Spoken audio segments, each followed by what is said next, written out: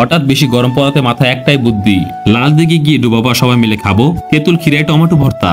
তারপর আর দেরি কিসের, একটা অটো নিয়ে সবাই বের হয়ে গেলাম এবং বলতে বলতে পৌঁছেও গেলাম। তারপর সবাই মিলে হাঁটতেছি যে কোথায় গোসল করা যায়। গোসল করার ঘাটলা খুঁজতে খুঁজতে পেয়ে গেলাম। তারপর সবাই নিরিবিরি গাছের নিচে আসলাম ভর্তা বানিয়ে খাওয়ার জন্য এবং ছবি তোলার প্ল্যান করছিলাম। তো আমাদের শিপন ভাই একটু হালকা হতে গিয়েছিল, হালকা হয়ে সে এখন চিল মুডে। সবাইকে সেলফি তুলতে বললাম দাঁড়াতে আর ফাঁকি দিয়ে ভিডিও চালু করে দিলাম। তারপর ছবি ভিডিও সব মিলে জমে উঠলো আড্ডা। সেলফি তুলে দুই বন্ধু মিলে ছবি তুলতে গেলাম দিঘির পাশে। ছবি টবি তুলে আবার উপরে উঠে চলে আসলাম। তারপর শসা টমেটো ভালোভাবে ধুয়ে পানি পালানোর সময় একটা টমেটো নিচে পড়ে গেল। ভাবলাম শেষ, কিন্তু না, সৎ ব্যক্তি শিবন তা ফিরিয়ে দিল। হঠাৎ দেখি সৎ ব্যক্তির লোভ সামলাতে না পেরে কাটা শসা তার মুখে ভরে দিল। তার সাথে সাথে তার সততাও চলে গেল। তো আমাদের সেই সৎ ব্যক্তি সততা ধরে রাখতে না পারার কারণে তাকে সুন্দর একটা পুরস্কার দিল বন্ধু সজল।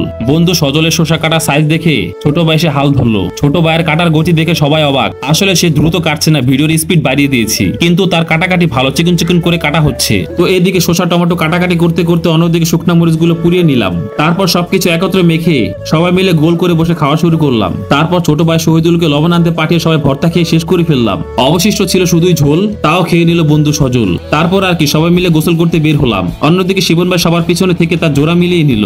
আর আমরা জীবনে কি করলাম, তারপর একে একে দিঘির পানিতে সবাই নামা শুরু করলো।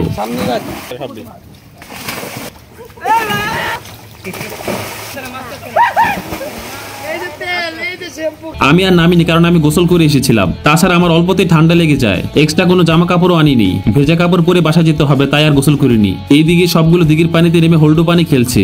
আপনারা কি এই খেলাটা কখনো খেলেছেন কিনা কমেন্টে জানিয়ে যাবেন কিন্তু। তারপর গোসল শেষ করে সবাই উঠলো এবং সবার অনুভূতি প্রকাশ করলো। তো একে একে শুনুন সবার অনুভূতি। সজল ভাইয়ের কি অনুভূতি?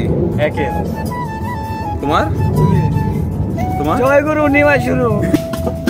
শিবন ভাইয়ের কি অনুভূতি? অনেক ভালো লাগতেছে ভাই, আর অনেক ভালো লাগতেছে ভাই। আর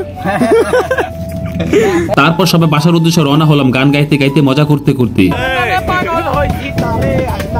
রাস্তাটা কিন্তু খুব সুন্দর। তো আজকের ব্লগ এই পর্যন্তই। আল্লাহ হাফেজ, টাটা, বাই বাই। আমরা এখন বাড়ি যাই।